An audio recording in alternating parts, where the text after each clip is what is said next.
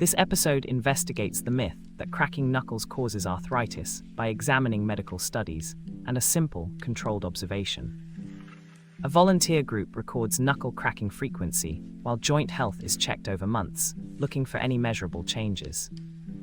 Experts explain that arthritis is influenced by age and genetics, while knuckle sounds arise from gas bubbles, not cartilage damage.